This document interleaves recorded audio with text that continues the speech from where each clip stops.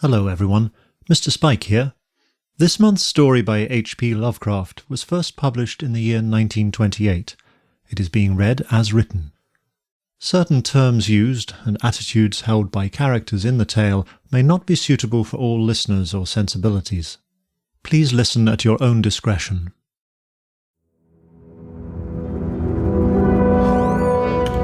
Ah, there you are, my dear friend. Come in out of the cold and warm yourself by the fire.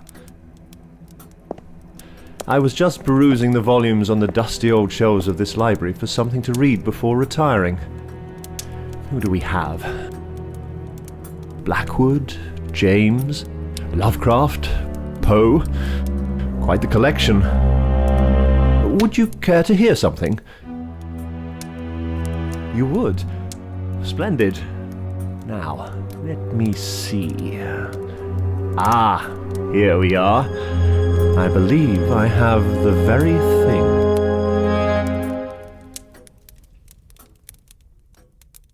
The Call of Cthulhu by H.P. Lovecraft. Of such great powers or beings there may be conceivably a survival of a hugely remote period, when consciousness was manifested perhaps in shapes and forms long since withdrawn before the tide of advancing humanity. Forms of which poetry and legend alone have caught a flying memory, and called them gods, monsters, mythical beings of all sorts and kinds. Algernon Blackwood. Found among the papers of the late Francis Wayland Thurston of Boston. Chapter 1. The Horror in Clay. The most merciful thing in the world, I think, is the inability of the human mind to correlate all its contents. We live on a placid island of ignorance in the midst of black seas of infinity, and it was not meant that we should voyage far. The sciences, each straining in its own direction, have hitherto harmed us little. But some day the piecing together of dissociated knowledge will open up such terrifying vistas of reality and of our frightful position therein, that we shall either go mad from the revelation or flee from the deadly light into the peace and safety of a new dark age. Theosophists have guessed at the awesome grandeur of the cosmic cycle wherein our world and the human race form transient incidents. They have hinted at strange survivals in terms which would freeze the blood, if not masked by bland optimism. But it is not from them that there came the single glimpse of forbidden eons which chills me when I think of it, and maddens me when I dream of it. That glimpse, like all dread glimpses of truth, flashed out from an accidental piecing together of separated things. In this case, an old newspaper item, and the notes of a dead professor. I hope that no one else will accomplish this piecing out. Certainly, if I live, I shall never knowingly supply a link in so hideous a chain. I think that the professor, too, intended to keep silent regarding the part he knew, and that he would have destroyed his notes had not sudden death seized him. My knowledge of the thing began in the winter of 1926-27, with the death of my granduncle, George Gamble Angel, Professor Emeritus of Semitic Languages in Brown University, Providence, Rhode Island. Professor Angel was widely known as an authority on ancient inscriptions, and had frequently been resorted to by the heads of prominent museums, so that his passing at the age of 92 may be recalled by many. Locally, interest was intensified by the obscurity of the cause of death. The professor had been stricken whilst returning from the Newport boat, falling suddenly, as witnesses said, after having been jostled by a nautical-looking negro who had come from one of the queer dark courts on the precipitous hillside which formed a shortcut from the waterfront to the deceased's home in Williams Street. Physicians were unable to find any visible disorder, but concluded, after perplexed debate, that some obscure lesion of the heart, induced by the brisk ascent of so steep a hill by so elderly a man, was responsible for the end. At the time I saw no reason to dissent from this dictum, but latterly I am inclined to wonder, and more than wonder. As my granduncle's heir and executor, for he died a childless widower, I was expected to go over his papers with some thoroughness, and for that purpose moved his entire set of files and boxes to my quarters in Boston. Much of the material which I correlated will be later published by the American Archaeological Society, but there was one box which I found exceedingly puzzling, and which I felt much averse from showing to other eyes. It had been locked, and I did not find the key till it occurred to me to examine the personal ring which the professor carried always in his pocket. Then, indeed, I succeeded in opening it, but when I did so seemed only to be confronted by a greater and more closely locked barrier. For what could be the meaning of the queer clay bas-relief and the disjointed jottings, ramblings, and cuttings which I found? Had my uncle in his latter years become credulous of the most superficial impostures? I resolved to search out the eccentric sculptor responsible for this apparent disturbance of the old man's peace of mind. The bas-relief was a rough rectangle less than an inch thick and about 5 by 6 inches in area, obviously of modern origin.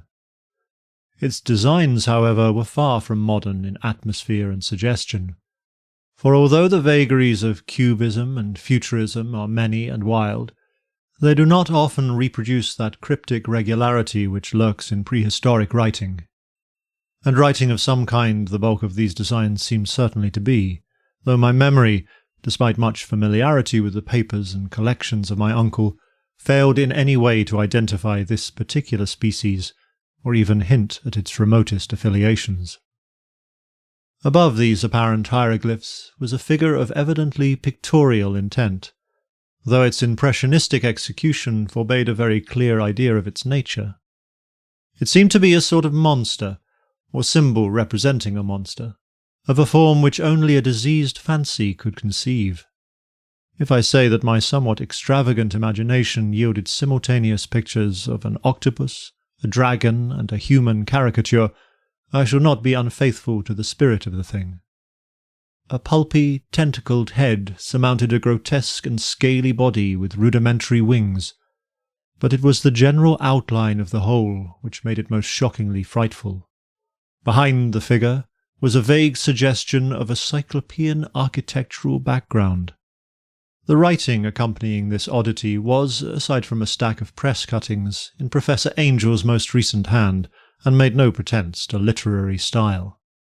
What seemed to be the main document was headed Cthulhu Cult, in characters painstakingly printed to avoid the erroneous reading of a word so unheard of. This manuscript was divided into 2 sections, the first of which was headed 1925, Dream and Dream Work of H. A. Wilcox, 7 Thomas Street, Providence, Rhode Island, and the second, Narrative of Inspector John R. Legrasse, 121 Bienville Street, New Orleans, Louisiana, at 1908 AAS meeting, notes on same and Professor Webb's account. The other manuscript papers were all brief notes, some of them accounts of the queer dreams of different persons, some of them citations from theosophical books and magazines, notably W. Scott Eliot's Atlantis and the Lost Lemuria, and the rest comments on long-surviving secret societies and hidden cults, with references to passages in such mythological and anthropological sourcebooks as Fraser's Golden Bough and Miss Murray's Witch Cult in Western Europe. The cuttings largely alluded to outre mental illnesses and outbreaks of group folly or mania in the spring of 1925. The first half of the principal manuscript told a very peculiar tale. It appears that on March 1, 1925, a thin, dark young man of neurotic and excited aspect had called upon Professor Angel bearing the singular clay bas-relief, which was then exceedingly damp and fresh. His card bore the name of Henry Anthony Wilcox, and my uncle had recognized him as the youngest son of an excellent family slightly known to him, who had latterly been studying sculpture at the Rhode Island School of Design and living alone at the Fleur-de-Lis building near that institution. Wilcox was a precocious youth, of known genius but great eccentricity, and had from childhood excited attention through the strange stories and odd dreams he was in the habit of relating. He called himself psychically hypersensitive, but the staid folk of the ancient commercial city dismissed him as merely queer. Never mingling much with his kind, he had dropped gradually from social visibility, and was now known only to a small group of aesthetes from other towns.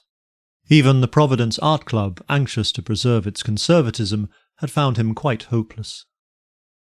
On the occasion of the visit, ran the professor's manuscript, the sculptor abruptly asked for the benefit of his host's archaeological knowledge in identifying the hieroglyphics on the bas-relief. He spoke in a dreamy, stilted manner which suggested pose and alienated sympathy, and my uncle showed some sharpness in replying, for the conspicuous freshness of the tablet implied kinship with anything but archaeology. Young Wilcox's rejoinder, which impressed my uncle enough to make him recall and record it verbatim, was of a fantastically poetic cast which must have typified his whole conversation, and which I have since found highly characteristic of him. He said, "It is new indeed, for I made it last night in a dream of strange cities, and dreams are older than brooding Tyre, or the contemplative Sphinx, or garden-girdled Babylon." It was then that he began that rambling tale which suddenly played upon a sleeping memory and woke the fevered interest of my uncle. There had been a slight earthquake tremor the night before, the most considerable felt in New England for some years, and Wilcox's imagination had been keenly affected. Upon retiring, he had an unprecedented dream of great cyclopean cities, of Titan blocks and sky-flung monoliths, all dripping with green ooze and sinister with latent horror. Hieroglyphics had covered the walls and pillars, and from some undetermined point below had come a voice that was not a voice, a chaotic sensation which only fancy could transmute into sound, but which he attempted to render by the almost unpronounceable jumble of letters, Cthulhu Futagan. This verbal jumble was the key to the recollection which excited and disturbed Professor Angel. He questioned the sculptor with scientific minuteness, and studied with almost frantic intensity the bas-relief on which the youth had found himself working, chilled and clad only in his nightclothes, when waking had stolen bewilderingly over him. My uncle blamed his old age, Wilcox afterwards said, for his slowness in recognizing both hieroglyphics and pictorial design. Many of his questions seemed highly out of place to his visitor, especially those which tried to connect the latter with strange cults or societies. And Wilcox could not understand the repeated promises of silence which he was offered, in exchange for an admission of membership in some widespread mystical or paganly religious body.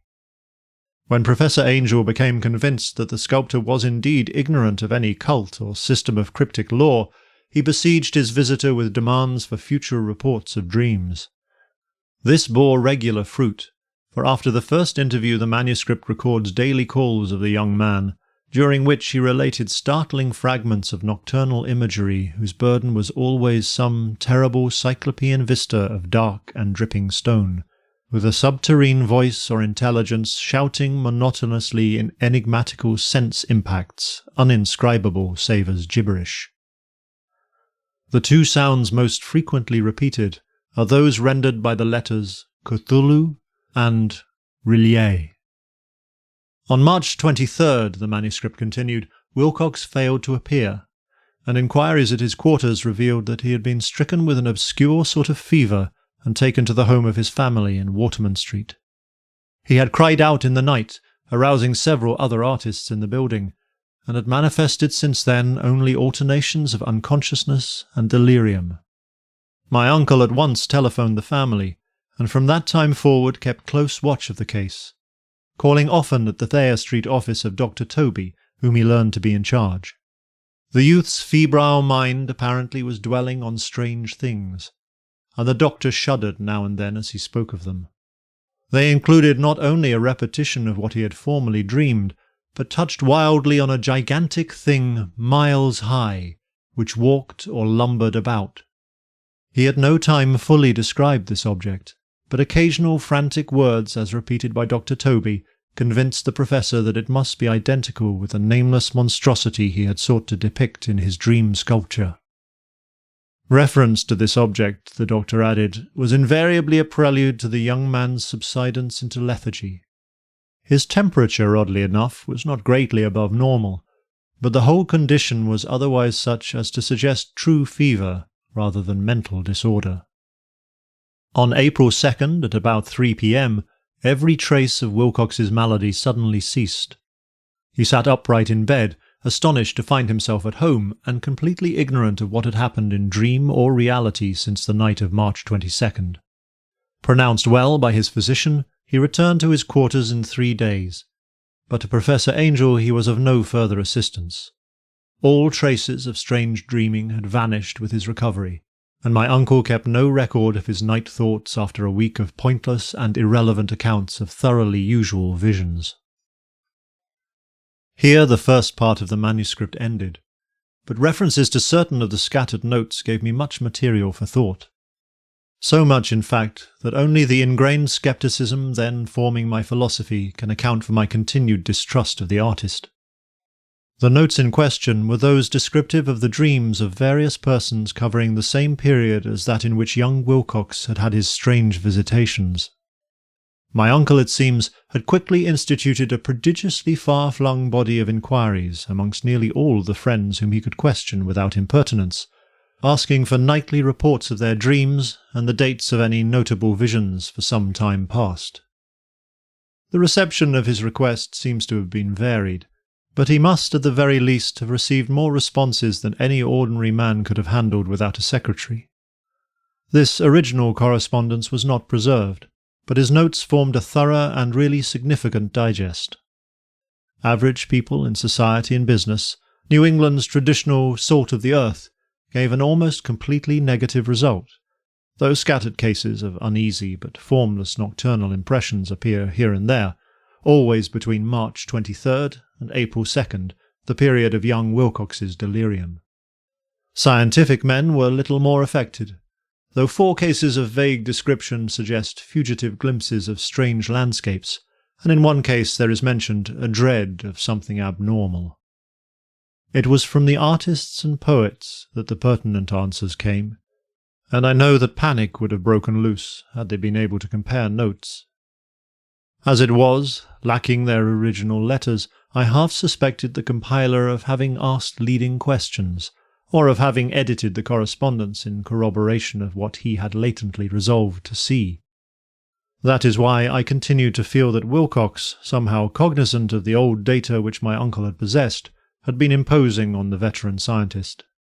These responses from aesthetes told a disturbing tale. From February 28th to April 2nd, a large proportion of them had dreamed very bizarre things, the intensity of the dreams being immeasurably the stronger during the period of the sculptor's delirium. Over 1/4 of those who reported anything reported scenes and half-sounds not unlike those which Wilcox had described, and some of the dreamers confessed acute fear of the gigantic, nameless thing visible toward the last. One case, which the note describes with emphasis, was very sad. The subject, a widely known architect with leanings toward theosophy and occultism, went violently insane on the date of young Wilcox's seizure, and expired several months later after incessant screamings to be saved from some escaped denizen of hell. Had my uncle referred to these cases by name instead of merely by number, I should have attempted some corroboration and personal investigation. But as it was, I succeeded in tracing down only a few. All of these, however, bore out the notes in full. I have often wondered if all the objects of the professor's questioning felt as puzzled as did this fraction. It is well that no explanation shall ever reach them. The press cuttings, as I have intimated, touched on cases of panic, mania, and eccentricity during the given period. Professor Angel must have employed a cutting bureau, for the number of extracts was tremendous, and the sources scattered throughout the globe. Here was a nocturnal suicide in London, where a lone sleeper had leaped from a window after a shocking cry. Here, likewise, a rambling letter to the editor of a paper in South America, where a fanatic deduces a dire future from visions he has seen. A dispatch from California describes a theosophist colony as donning white robes en masse for some glorious fulfillment which never arrives, whilst items from India speak guardedly of serious native unrest toward the end of March. Voodoo orgies multiply in Haiti, and African outposts report ominous mutterings. American officers in the Philippines find certain tribes bothersome about this time, and New York policemen are mobbed by hysterical Levantines on the night of March 22nd to 23rd. The west of Ireland, too, is full of wild rumour and legendary, and a fantastic painter named Ardois Bonneau hangs a blasphemous dream landscape in the Paris Spring Salon of 1926. And so numerous are the recorded troubles in insane asylums that only a miracle could have stopped the medical fraternity from noting strange parallelisms and drawing mystified conclusions. A weird bunch of cuttings, all told, and I can at this date scarcely envisage the callous rationalism with which I set them aside. But I was then convinced that young Wilcox had known of the older matters mentioned by the professor.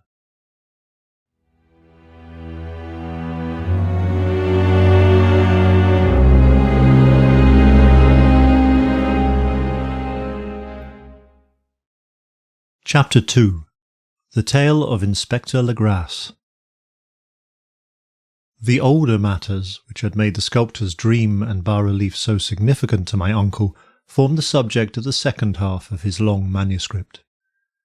Once before, it appears, Professor Angel had seen the hellish outlines of the nameless monstrosity, puzzled over the unknown hieroglyphics, and heard the ominous syllables which can be rendered only as Cthulhu. And all this in so stirring and horrible a connection that it is small wonder he pursued young Wilcox with queries and demands for data. This earlier experience had come in 1908, 17 years before, when the American Archaeological Society held its annual meeting in St. Louis. Professor Angel, as befitted one of his authority and attainments, had had a prominent part in all the deliberations, and was one of the first to be approached by the several outsiders who took advantage of the convocation to offer questions for correct answering and problems for expert solution. The chief of these outsiders, and in short time the focus of interest for the entire meeting, was a commonplace-looking middle-aged man who had travelled all the way from New Orleans for certain special information unobtainable from any local source. His name was John Raymond Legrasse, and he was by profession an inspector of police. With him he bore the subject of his visit, a grotesque, repulsive, and apparently very ancient stone statuette, whose origin he was at a loss to determine. It must not be fancied that Inspector Legrasse had the least interest in archaeology. On the contrary, his wish for enlightenment was prompted by purely professional considerations. The statuette, idol, fetish, or whatever it was, had been captured some months before in the wooded swamps south of New Orleans during a raid on a supposed voodoo meeting. And so singular and hideous were the rites connected with it that the police could not but realize that they had stumbled on a dark cult totally unknown to them, and infinitely more diabolic than even the blackest of the African voodoo circles. Of its origin, apart from the erratic and unbelievable tales extorted from the captured members, absolutely nothing was to be discovered. Hence the anxiety of the police for any antiquarian lore which might help them to place the frightful symbol, and through it track down the cult to its fountainhead. Inspector Legrasse was scarcely prepared for the sensation which his offering created. One sight of the thing had been enough to throw the assembled men of science into a state of tense excitement, and they lost no time in crowding around him to gaze at the diminutive figure whose utter strangeness and air of genuinely abysmal antiquity hinted so potently at unopened and archaic vistas. No recognized school of sculpture had animated this terrible object, yet centuries and even thousands of years seemed recorded in its dim and greenish surface of unplaceable stone. The figure, which was finally passed slowly from man to man for close and careful study, was between 7 and 8 inches in height, and of exquisitely artistic workmanship. It represented a monster of vaguely anthropoid outline, but with an octopus-like head whose face was a mass of feelers, a scaly, rubbery-looking body, prodigious claws on hind and forefeet, and long, narrow wings behind. This thing, which seemed instinct with a fearsome and unnatural malignancy, was of a somewhat bloated corpulence, and squatted evilly on a rectangular block or pedestal covered with undecipherable characters.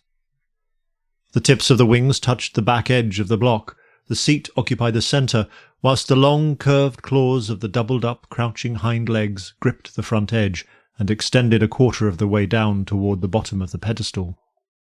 The cephalopod head was bent forward, so that the ends of the facial feelers brushed the backs of the huge forepaws which clasped the croucher's elevated knees. The aspect of the whole was abnormally lifelike, and the more subtly fearful because its source was so totally unknown. Its vast, awesome, and incalculable age was unmistakable. Yet not one link did it show with any known type of art belonging to civilization's youth, or indeed to any other time. Totally separate and apart, its very material was a mystery, for the soapy greenish-black stone with its golden or iridescent flecks and striations resembled nothing familiar to geology or mineralogy. The characters along the base were equally baffling, and no member present, despite a representation of half the world's expert learning in this field, could form the least notion of even their remotest linguistic kinship. They, like the subject and material, belonged to something horribly remote and distinct from mankind as we know it, something frightfully suggestive of old and unhallowed cycles of life, in which our world and our conceptions have no part. And yet, as the members severally shook their heads and confessed defeat at the inspector's problem, there was one man in that gathering who suspected a touch of bizarre familiarity in the monstrous shape and writing, and who presently told with some diffidence of the odd trifle he knew.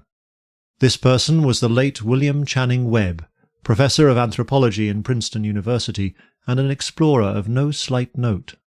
Professor Webb had been engaged 48 years before in a tour of Greenland and Iceland in search of some runic inscriptions which he failed to unearth, and whilst high up on the West Greenland coast had encountered a singular tribe or cult of degenerate Eskimos, whose religion, a curious form of devil worship, chilled him with its deliberate bloodthirstiness and repulsiveness. It was a faith of which other Eskimos knew little, and which they mentioned only with shudders, saying that it had come down from horribly ancient eons before ever the world was made. Besides nameless rites and human sacrifices, there were certain queer hereditary rituals addressed to a supreme elder devil, or Tornasuk, and of this Professor Webb had taken a careful phonetic copy from an aged Angekok, or wizard priest, expressing the sounds in Roman letters as best he knew how. But just now, of prime significance was the fetish which this cult had cherished, and around which they danced when the aurora leaped high over the ice cliffs. It was, the professor stated, a very crude bas-relief of stone, comprising a hideous picture and some cryptic writing. And as far as he could tell, it was a rough parallel in all essential features of the bestial thing now lying before the meeting. These data, received with suspense and astonishment by the assembled members, proved doubly exciting to Inspector Legrasse, and he began at once to ply his informant with questions. Having noted and copied an oral ritual among the swamp cult worshippers his men had arrested, he besought the professor to remember as best he might the syllables taken down amongst the diabolist Eskimos. There then followed an exhaustive comparison of details, and a moment of really awed silence when both detective and scientist agreed on the virtual identity of the phrase common to two hellish rituals so many worlds of distance apart. What in substance both the Eskimo wizards and the Louisiana swamp priests had chanted to their kindred idols was something very like this, the word divisions being guessed at from traditional breaks in the phrase as chanted aloud. Finglui Magloa Nufa Cthulhu Relie Wagan Nagal Fatagan. Legrasse had one point in advance of Professor Webb, for several among his mongrel prisoners had repeated to him what older celebrants had told them the words meant. This text, as given, ran something like this: In his house at Relie, dead Cthulhu waits dreaming. And now, in response to a general urgent demand, Inspector Legrasse related as fully as possible his experience with the swamp worshippers, telling a story to which I could see my uncle attach profound significance. It savoured of the wildest dreams of mythmaker and theosophist, and disclosed an astonishing degree of cosmic imagination among such half-castes and pariahs as might be least expected to possess it. On November the 1st, 1907, there had come to New Orleans police a frantic summons from the swamp and lagoon country to the south. The squatters there, mostly primitive but good-natured descendants of Lafitte's men, were in the grip of stark terror from an unknown thing which had stolen upon them in the night. It was voodoo, apparently, but voodoo of a more terrible sort than they had ever known, and some of their women and children had disappeared since the malevolent tom-tom had begun its incessant beating, far within the black-haunted woods where no dweller ventured. There were insane shouts and harrowing screams, soul-chilling chants and dancing devil flames, and, the frightened messenger added, the people could stand it no more. So a body of 20 police, filling 2 carriages and an automobile, had set out in the late afternoon with a shivering squatter as a guide. At the end of the passable road they alighted, and for miles splashed on in silence through the terrible cypress woods where day never came. Ugly roots and malignant hanging nooses of Spanish moss beset them, and now and then a pile of dank stones or fragments of a rotting wall intensified by its hint of morbid habitation a depression which every malformed tree and every fungus islet combined to create. At length the squatter settlement, a miserable huddle of huts, hove in sight, and hysterical dwellers ran out to cluster around the group of bobbing lanterns. The muffled beat of tom-toms was now faintly audible far, far ahead, and a curdled shriek came at infrequent intervals when the wind shifted. A reddish glare, too, seemed to filter through the pale undergrowth beyond endless avenues of forest night. Reluctant even to be left alone again, each one of the cowed squatters refused point-blank to advance another inch towards the scene of unholy worship. So Inspector Legrasse and his 19 colleagues plunged on unguided into black arcades of horror that none of them had ever trod before. The region now entered by the police was one of traditionally evil repute, substantially unknown and untraversed by white men. There were legends of a hidden lake, unglimpsed by mortal sight, in which dwelt a huge, formless, white polypus thing with luminous eyes, and squatters whispered that bat-winged devils flew up out of the caverns in inner earth to worship it at midnight. They said it had been there before d'Iberville, before La Salle, before the Indians, and before even the wholesome beasts and birds of the woods. It was nightmare itself, and to see it was to die. But it made men dream, and so they knew enough to keep away. The present voodoo orgy was indeed on the merest fringe of this abhorred area, but that location was bad enough. Hence perhaps the very place of the worship had terrified the squatters more than the shocking sounds and incidents.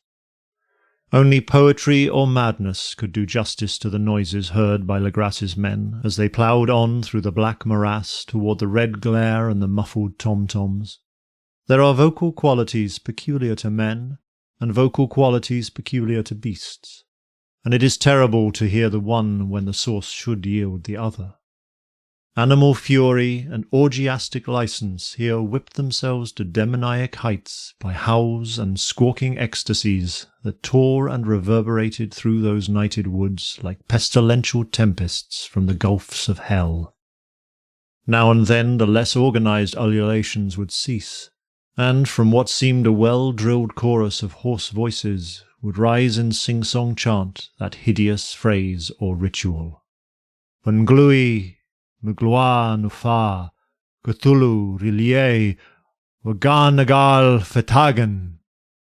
Then the men, having reached a spot where the trees were thinner, came suddenly in sight of the spectacle itself. 4 of them reeled, 1 fainted, and 2 were shaken into a frantic cry which the mad cacophony of the orgy fortunately deadened. Legrasse dashed swamp water on the face of the fainting men, and all stood trembling and nearly hypnotized with horror. In a natural glade of the swamp stood a grassy island of perhaps an acre's extent, clear of trees and tolerably dry. On this now leaped and twisted a more indescribable horde of human abnormality than any but a seam or an Angarola could paint. Void of clothing, this hybrid spawn were braying, bellowing, and writhing about a monstrous ring-shaped bonfire, in the centre of which, revealed by occasional rifts in the curtain of flame, stood a great granite monolith some 8 feet in height, on top of which, incongruous in its diminutiveness, rested the noxious carven statuette. From a wide circle of 10 scaffolds set up at regular intervals with a flame-girt monolith as a centre, hung, head downward, the oddly marred bodies of the helpless squatters who had disappeared. It was inside this circle that the ring of worshippers jumped and roared, the general direction of the mass motion being from left to right in endless bacchanal between the ring of bodies and the ring of fire. It may have been only imagination, and it may have been only echoes which induced one of the men, an excitable Spaniard, to fancy he heard antiphonal responses to the ritual from some far and unillumined spot deeper within the wood of ancient legendary and horror. This man, Joseph D. Galvez, I later met and questioned, and he proved distractingly imaginative. He indeed went so far as to hint of the faint beating of great wings, and of a glimpse of shining eyes and a mountainous white bulk beyond the remotest trees. But I suppose he had been hearing too much native superstition. Actually, the horrified pause of the men was of comparatively brief duration. Duty came first, and although there must have been nearly 100 mongrel celebrants in the throng, the police relied on their firearms and plunged determinedly into the nauseous rout. For 5 minutes the resultant din and chaos was beyond description. Wild blows were struck, shots were fired, and escapes were made. But in the end Legrasse was able to count some 47 sullen prisoners, whom he forced to dress in haste and fall into line between 2 rows of policemen. 5 of the worshippers lay dead, and 2 severely wounded ones were carried away on improvised stretchers by their fellow prisoners. The image on the monolith, of course, was carefully removed and carried back by Legrasse. Examined at headquarters after a trip of intense strain and weariness, the prisoners all proved to be men of a very low, mixed-blooded and mentally aberrant type. Most were seamen, and a sprinkling of Negroes and mulattoes, largely West Indians or Brava Portuguese from the Cape Verde Islands, gave a colouring of voodooism to the heterogeneous cult. But before many questions were asked, it became manifest that something far deeper and older than Negro fetishism was involved. Degraded and ignorant as they were, the creatures held with surprising consistency to the central idea of their loathsome faith. They worshipped, so they said, the great old ones, who lived ages before there were any men, and who came to the young world out of the sky. Those old ones were gone now, inside the earth and under the sea, but their dead bodies had told their secrets in dreams to the first man, who formed a cult which had never died. This was that cult, and the prisoners said it had always existed and always would exist, hidden in distant wastes and dark places all over the world, until the time when the great priest Cthulhu, from his dark house in the mighty city of R'lyeh under the waters, should rise and bring the earth again beneath his sway. Some day he would call, when the stars were ready, and the secret cult would always be waiting to liberate him. Meanwhile, no more must be told. There was a secret which even torture could not extract. Mankind was not absolutely alone among the conscious things of earth, for shapes came out of the dark to visit the faithful few. But these were not the great old ones. No man had ever seen the old ones. The carven idol was great Cthulhu, but none might say whether or not the others were precisely like him. No one could read the old writing now, but things were told by word of mouth. The chanted ritual was not the secret. That was never spoken aloud, only whispered. The chant meant only this: in his house at R'lyeh, dead Cthulhu waits dreaming. Only 2 of the prisoners were found sane enough to be hanged, and the rest were committed to various institutions. All denied a part in the ritual murders, and averred that the killing had been done by black-winged ones, which had come to them from their immemorial meeting-place in the haunted wood. But of those mysterious allies no coherent account could ever be gained. What the police did extract came mainly from an immensely aged mestizo named Castro, who claimed to have sailed to strange ports and talked with undying leaders of the cult in the mountains of China. Old Castro remembered bits of hideous legend that paled the speculations of theosophists, and made men and the world seem recent and transient indeed. There had been eons when the other things ruled on the earth, and they had had great cities. Remains of them, he said the deathless Chinaman had told him, were still to be found as cyclopean stones on islands in the Pacific. They all died vast epochs of time before men came, but there were arts which could revive them when the stars had come round again to the right positions in the cycle of eternity. They had indeed come themselves from the stars, and brought their images with them. These great old ones, Castro continued, were not composed altogether of flesh and blood. They had shape, for did not this star-fashioned image prove it? But that shape was not made of matter. When the stars were right, they could plunge from world to world through the sky, but when the stars were wrong, they could not live. But although they no longer lived, they would never really die.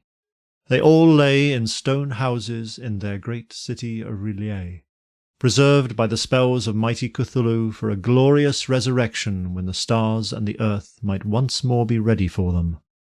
But at that time some force from outside must serve to liberate their bodies. The spells that preserved them intact likewise prevented them from making an initial move, and they could only lie awake in the dark and think, whilst uncounted millions of years rolled by. They knew all that was occurring in the universe, for their mode of speech was transmitted thought. Even now they talked in their tombs. When, after infinities of chaos, the first men came, the great old ones spoke to the sensitive among them by moulding their dreams, for only thus could their language reach the fleshly minds of mammals. Then, whispered Castro, those first men formed the cult around small idols which the great ones showed them, idols brought in dim eras from dark stars. That cult would never die till the stars came right again, and the secret priests would take great Cthulhu from his tomb to revive his subjects and resume his rule of earth. The time would be easy to know, for then mankind would have become as the great old ones, free and wild and beyond good and evil, with laws and morals thrown aside, and all men shouting and killing and revelling in joy.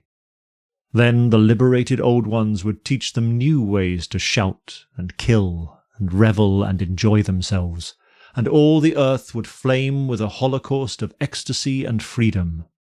Meanwhile the cult, by appropriate rites, must keep alive the memory of those ancient ways, and shadow forth the prophecy of their return. In the elder time, chosen men had talked with the entombed old ones in dreams. But then something had happened. The great stone city R'lyeh, with its monoliths and sepulchres, had sunk beneath the waves, and the deep waters, full of the one primal mystery through which not even thought can pass, had cut off the spectral intercourse. But memory never died, and high priests said that the city would rise again when the stars were right. Then came out of the earth the black spirits of earth, mouldy and shadowy, and full of dim rumours picked up in caverns beneath forgotten sea bottoms. But of them old Castro dared not speak much. He cut himself off hurriedly, and no amount of persuasion or subtlety could elicit more in this direction. The size of the old ones, too, he curiously declined to mention. Of the cult, he said that he thought the centre lay amid the pathless deserts of Arabia, where Irem, the city of pillars, dreams hidden and untouched. It was not allied to the European witch cult, and was virtually unknown beyond its members. No book had ever really hinted of it, though the deathless Chinamen said that there were double meanings in the Necronomicon of the mad Arab Abdul al-Hazred, which the initiated might read as they chose, especially the much-discussed couplet, "That is not dead which can eternal lie, and with strange aeons even death may die." Legrasse, deeply impressed and not a little bewildered, had inquired in vain concerning the historic affiliations of the cult. Castro, apparently, had told the truth when he said that it was wholly secret. The authorities at Tulane University could shed no light on either cult or image, and now the detective had come to the highest authorities in the country, and met with no more than the Greenland tale of Professor Webb. The feverish interest aroused at the meeting by Legras's tale, corroborated as it was by the statuette, is echoed in the subsequent correspondence of those who attended, although scant mention occurs in the formal publication of the society. Caution is the first care of those accustomed to face occasional charlatanry and imposture. Legras for some time lent the image to Professor Webb, but at the latter's death it was returned to him and remains in his possession, where I viewed it not long ago. It is truly a terrible thing, and unmistakably akin to the dream sculpture of young Wilcox.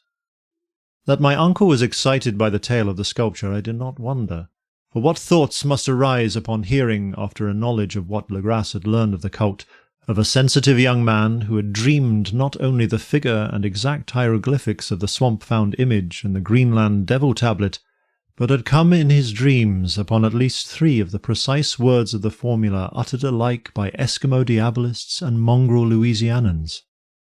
Professor Angel's instant start on an investigation of the utmost thoroughness was eminently natural, though privately I suspected young Wilcox of having heard of the cult in some indirect way, and of having invented a series of dreams to heighten and continue the mystery at my uncle's expense. The dream narratives and cuttings collected by the professor were, of course, strong corroboration, but the rationalism of my mind and the extravagance of the whole subject led me to adopt what I thought the most sensible conclusions. So, after thoroughly studying the manuscript again, and correlating the theosophical and anthropological notes with the cult narrative of Legras, I made a trip to Providence to see the sculptor and give him the rebuke I thought proper for so boldly imposing upon a learned and aged man. Wilcox still lived alone in the Fleur-de-Lis building in Thomas Street, a hideous Victorian imitation of 17th-century Breton architecture, which flaunts its stuccoed front amidst the lovely colonial houses on the ancient hill and under the very shadow of the finest Georgian steeple in America.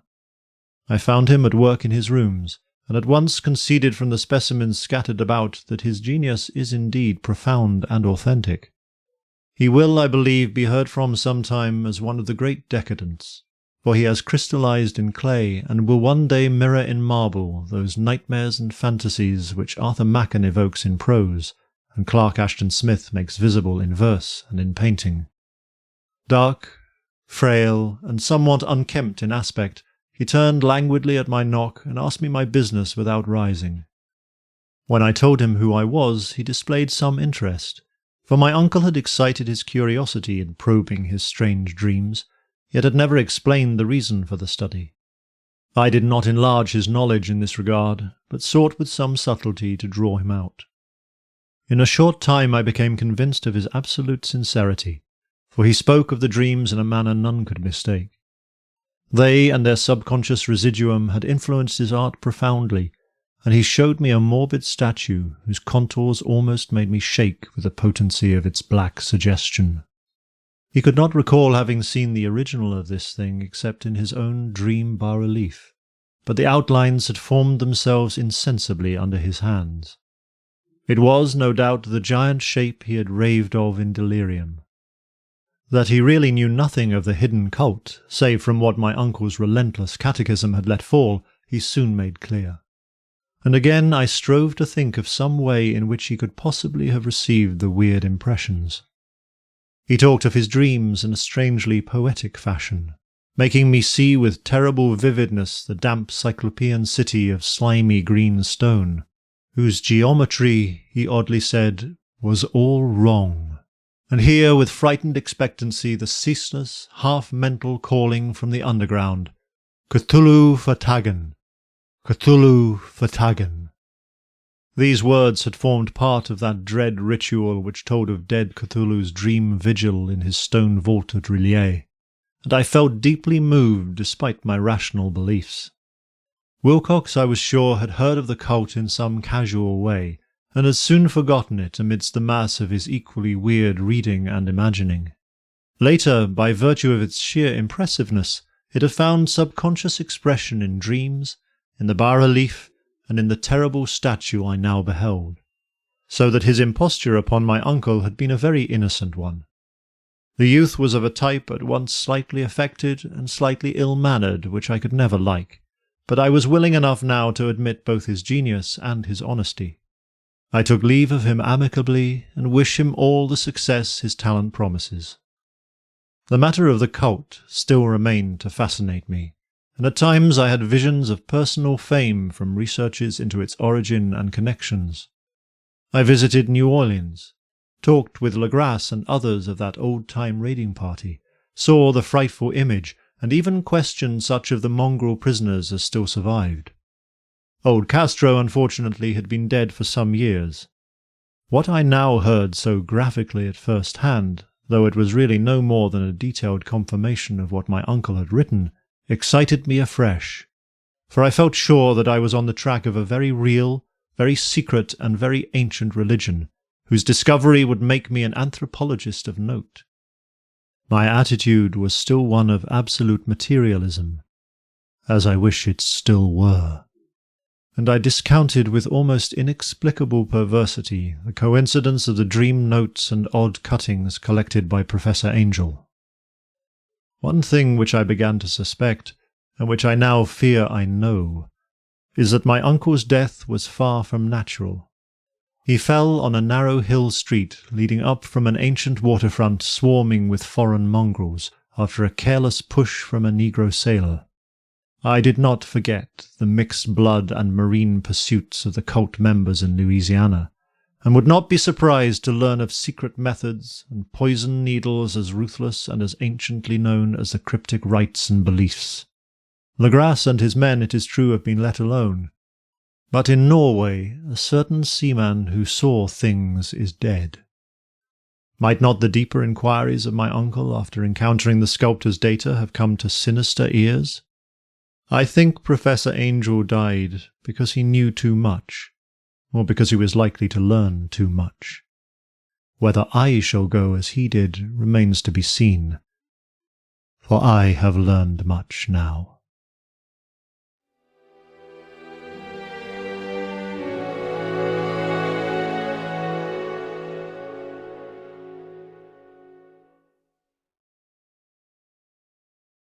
Chapter 3.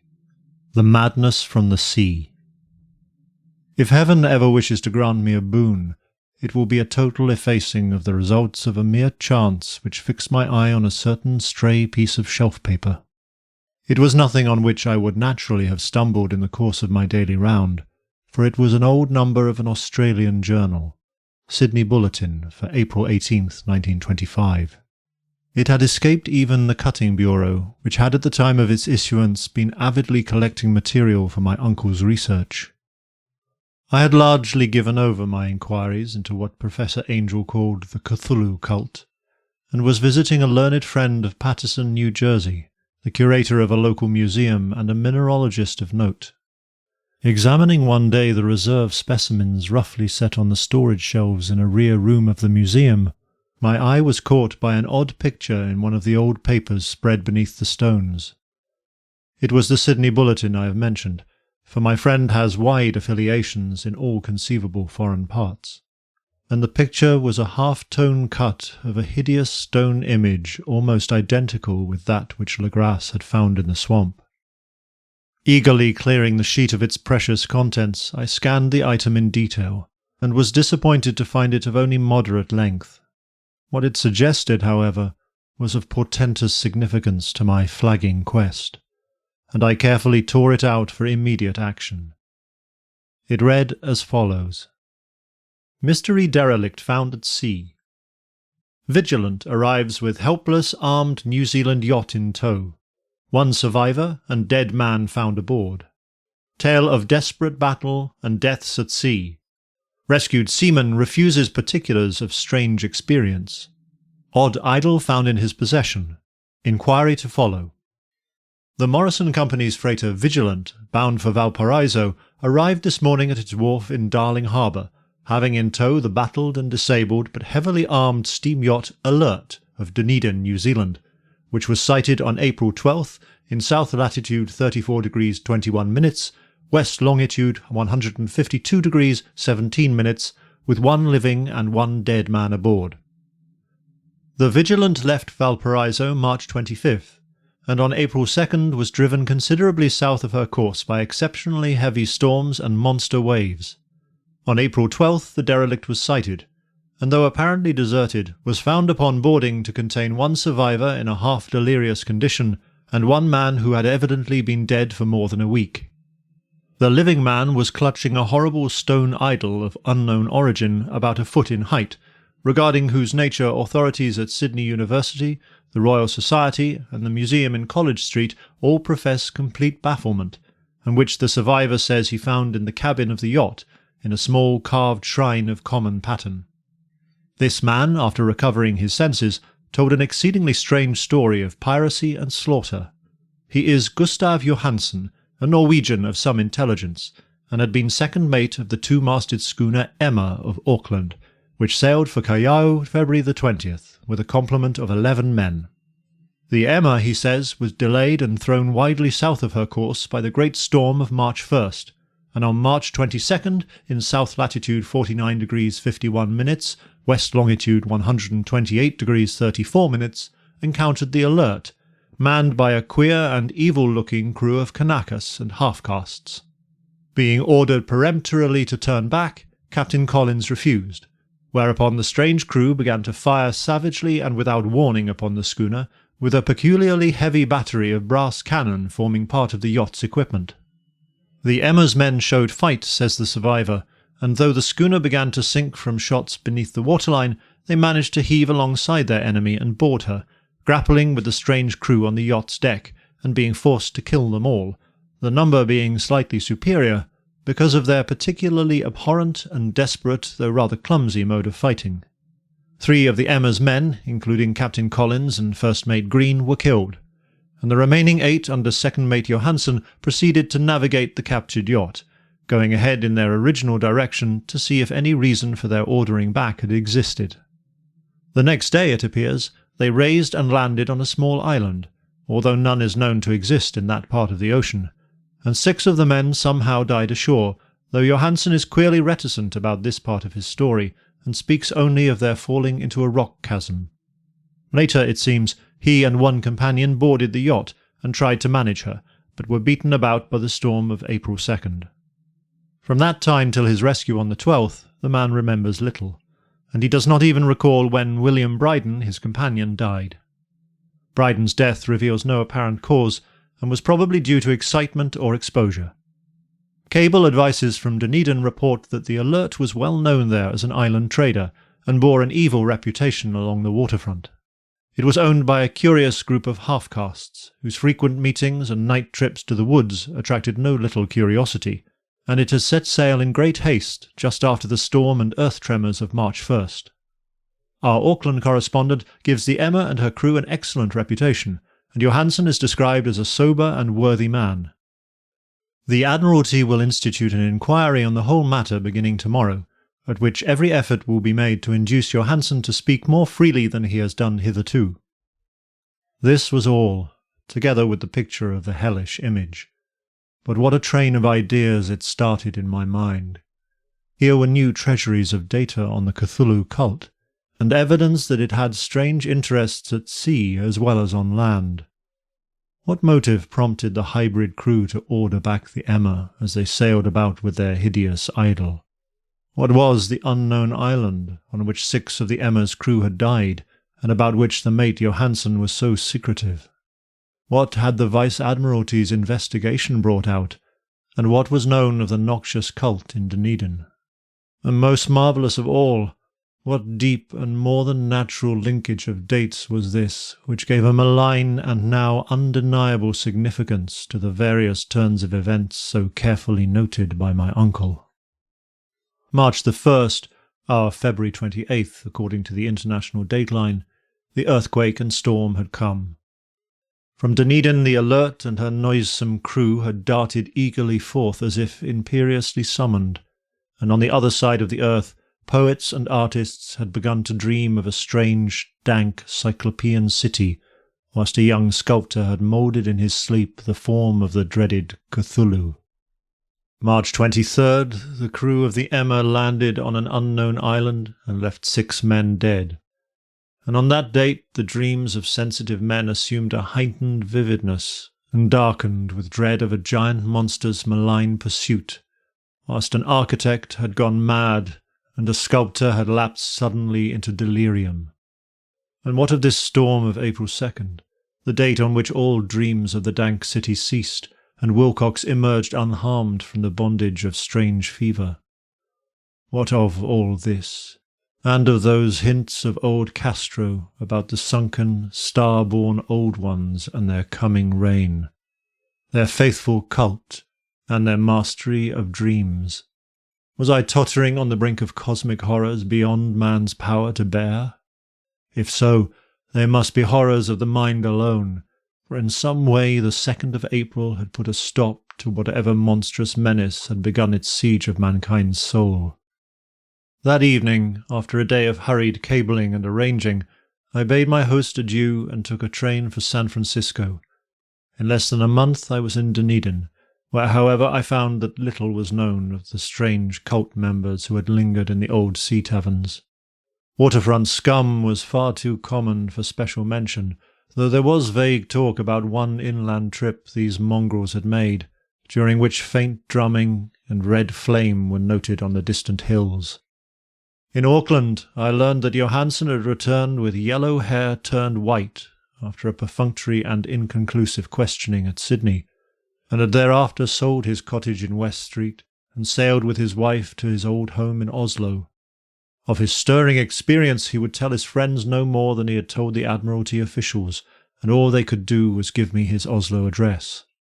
After that I went to Sydney and talked profitlessly with seamen and members of the Vice-Admiralty Court. I saw the Alert, now sold and in commercial use at Circular Quay in Sydney Cove, but gained nothing from its non-committal bulk. The crouching image with its cuttlefish head, dragon body, scaly wings and hieroglyphed pedestal was preserved in the museum at Hyde Park, and I studied it long and well, finding it a thing of balefully exquisite workmanship, and with the same utter mystery, terrible antiquity, and unearthly strangeness of material which I had noted in Legras's smaller specimen. Geologists, the curator told me, had found it a monstrous puzzle, for they vowed that the world held no rock like it. Then I thought with a shudder of what old Castro had told Legras about the primal great ones. They had come from the stars, and had brought their images with them. Shaken with such a mental revolution as I had never known before, I now resolved to visit mate Johansen in Oslo. Sailing for London, I re-embarked at once for the Norwegian capital, and one autumn day landed at the trim wharfs in the shadow of the Egerberg.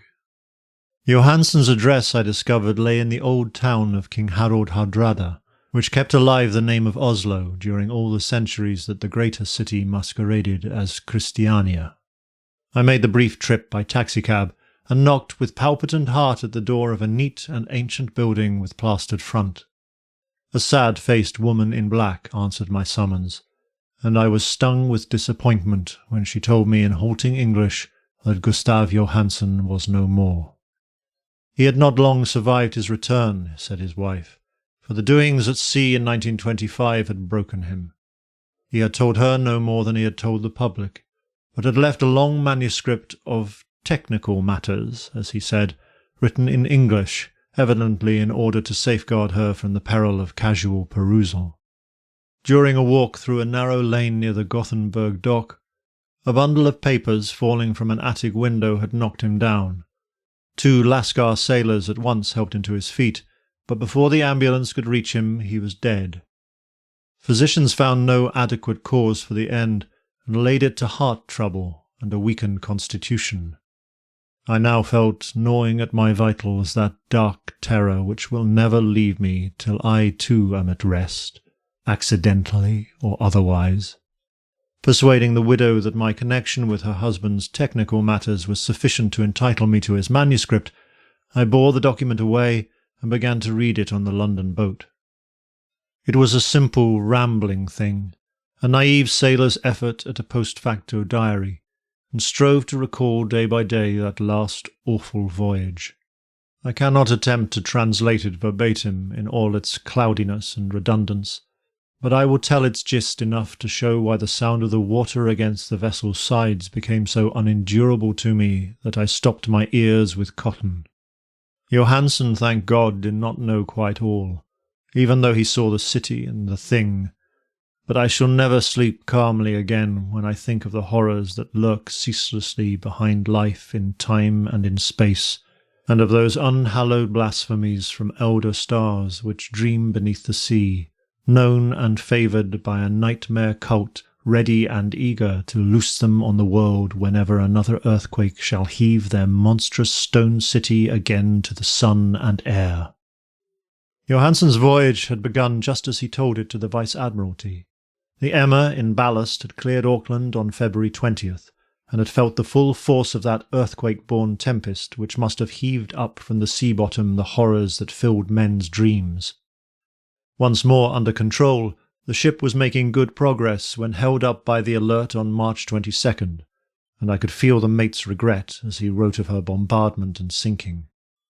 Of the swarthy cult fiends on the Alert he speaks with significant horror. There was some peculiarly abominable quality about them which made their destruction seem almost a duty, and Johansen shows ingenuous wonder at the charge of ruthlessness brought against his party during the proceedings of the Court of Inquiry.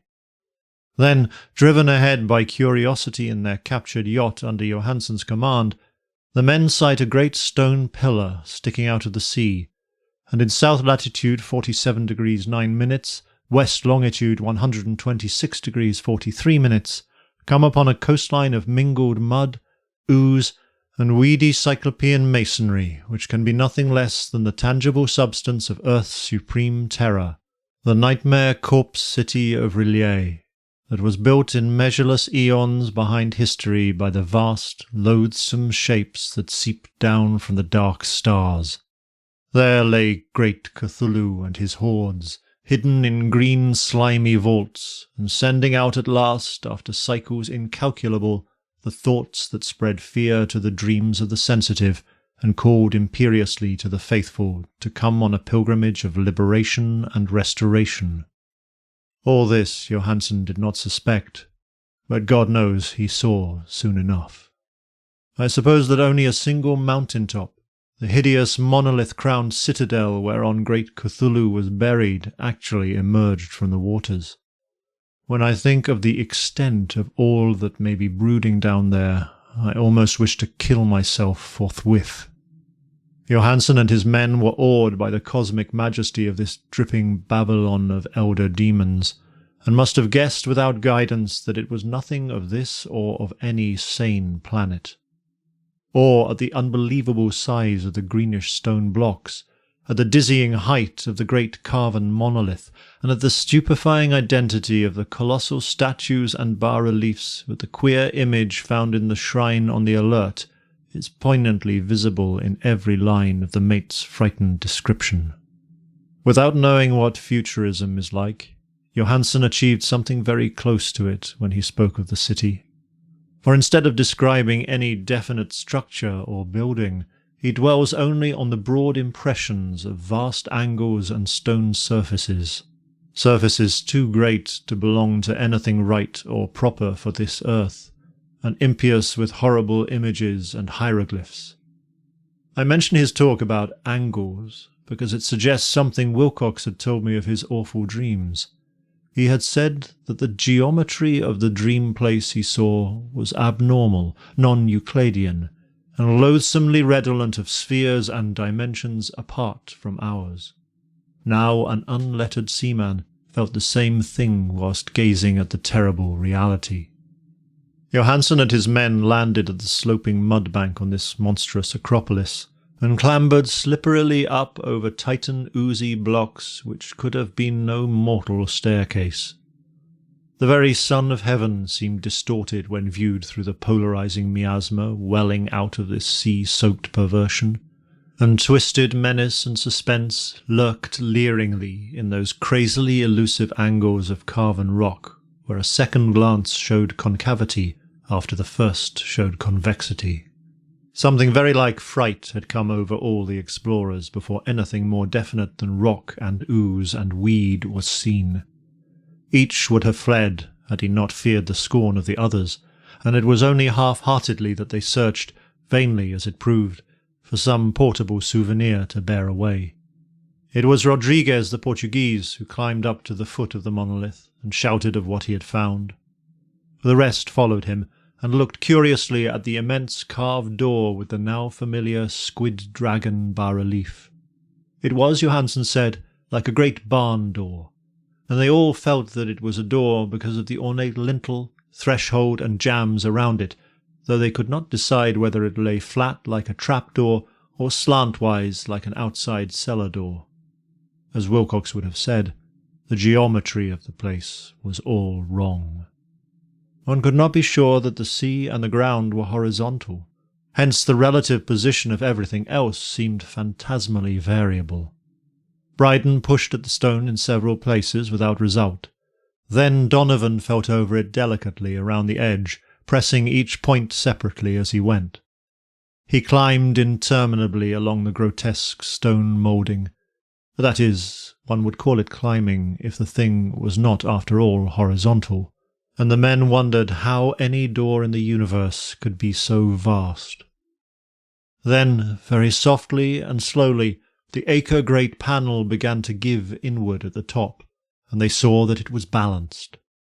Donovan slid or somehow propelled himself down or along the jamb and rejoined his fellows, and everyone watched the queer recession of the monstrously carven portal. In this fantasy of prismatic distortion, it moved anomalously in a diagonal way, so that all the rules of matter and perspective seemed upset. The aperture was black with a darkness almost material. That tenebrousness was indeed a positive quality, for it obscured such parts of the inner walls as ought to have been revealed, and actually burst forth like smoke from its eon-long imprisonment, visibly darkening the sun as it slunk away into the shrunken and gibbous sky on flapping, membranous wings. The odour arising from the newly opened depths was intolerable, and at length the quick-eared Hawkins thought he heard a nasty, slopping sound down there. Everyone listened, and everyone was listening still, when it lumbered slobberingly into sight and gropingly squeezed its gelatinous green immensity through the black doorway into the tainted outside air of that poisoned city of madness. Poor Johansen's handwriting almost gave out when he wrote of this. Of the 6 men who never reached the ship, he thinks 2 perished of pure fright in that accursed instant. The thing cannot be described. There is no language for such abysms of shrieking and immemorial lunacy, such eldritch contradictions of all matter, force, and cosmic order. A mountain walked or stumbled. God! What wonder that across the earth a great architect went mad, and poor Wilcox raved with fever in that telepathic instant. The thing of the idols, the green, sticky spawn of the stars, had awakened to claim his own. The stars were right again, and what an age-old cult had failed to do by design, a band of innocent sailors had done by accident. After vigintillions of years, great Cthulhu was loose again, and ravening for delight. 3 men were swept up by the flabby claws before anyone turned. God rest them, if there be any rest in the universe. They were Donovan, Guerrera, and Angstrom. Parker slipped as the other 3 were plunging frenziedly over endless vistas of green-crusted rock to the boat, and Johansen swears he was swallowed up by an angle of masonry which shouldn't have been there, an angle which was acute, but behaved as if it were obtuse. So only Bryden and Johansen reached the boat, and pulled desperately for the Alert as the mountainous monstrosity flopped down the slimy stones and hesitated, floundering at the edge of the water. Steam had not been suffered to go down entirely, despite the departure of all hands for the shore, and it was the work of only a few moments of feverish rushing up and down between wheels and engines to get the alert under way. Slowly, amidst the distorted horrors of that indescribable scene, she began to churn the lethal waters. Whilst on the masonry of that charnel shore that was not of earth, the Titan thing from the stars slavered and gibbered like Polypheme cursing the fleeing ship of Odysseus. Then, bolder than the storied Cyclops, great Cthulhu slid greasily into the water and began to pursue with vast wave-raising strokes of cosmic potency. Bryden looked back and went mad, laughing shrilly as he kept on laughing at intervals till death found him one night in the cabin whilst Johansen was wandering deliriously. But Johansen had not given out yet. Knowing that the thing could surely overtake the alert until steam was fully up, he resolved on a desperate chance, and setting the engine for full speed, ran lightning-like on deck and reversed the wheel. There was a mighty eddying and foaming in the noisome brine, and as the steam mounted higher and higher, the brave Norwegian drove his vessel head-on against the pursuing jelly, which rose above the unclean froth like the stern of a demon galleon. The awful squid head with writhing feelers came nearly up to the bowsprit of the sturdy yacht, but Johansen drove on relentlessly. There was a bursting as of an exploding bladder, a slushy nastiness as of a cloven sunfish, a stench as of 1,000 opened graves, and a sound that the chronicler would not put on paper. For an instant the ship was befouled by an acrid and blinding green cloud, and then there was only a venomous seething astern, where, God in heaven, the scattered plasticity of that nameless sky-spawn was nebulously recombining in its hateful original form, whilst its distance widened every second as the alert gained impetus from its mounting steam. That was all. After that Johansen only brooded over the idol in the cabin and attended to a few matters of food for himself and the laughing maniac by his side. He did not try to navigate after the first bold flight, for the reaction had taken something out of his soul. Then came the storm of April 2nd, and a gathering of the clouds about his consciousness. There is a sense of spectral whirling through liquid gulfs of infinity, of dizzying rides through reeling universes on a comet's tail, and of hysterical plunges from the pit to the moon, and from the moon back again to the pit, all livened by a cachinnating chorus of the distorted, hilarious elder gods, and the green bat-winged mocking imps of Tartarus. Out of that dream came rescue. The Vigilant, the Vice-Admiralty Court, the streets of Dunedin, and the long voyage back home to the old house by the Egerberg. He could not tell. They would think him mad. He would write of what he knew before death came, but his wife must not guess. Death would be a boon, if only it could blot out the memories. That was the document I read, and now I have placed it in the tin box beside the bas-relief and the papers of Professor Angel. With it shall go this record of mine, this test of my own sanity, wherein is pieced together that which I hope may never be pieced together again. I have looked upon all that the universe has to hold of horror, and even the skies of spring and the flowers of summer must ever afterward be poison to me.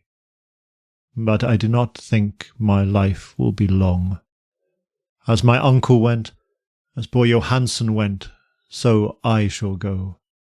I know too much, and the cult still lives. Cthulhu still lives too, I suppose, again in that chasm of stone which has shielded him since the sun was young. His accursed city is sunken once more, for the Vigilant sailed over the spot after the April storm. But his ministers on earth still bellow and prance and slay around idol-capped monoliths in lonely places.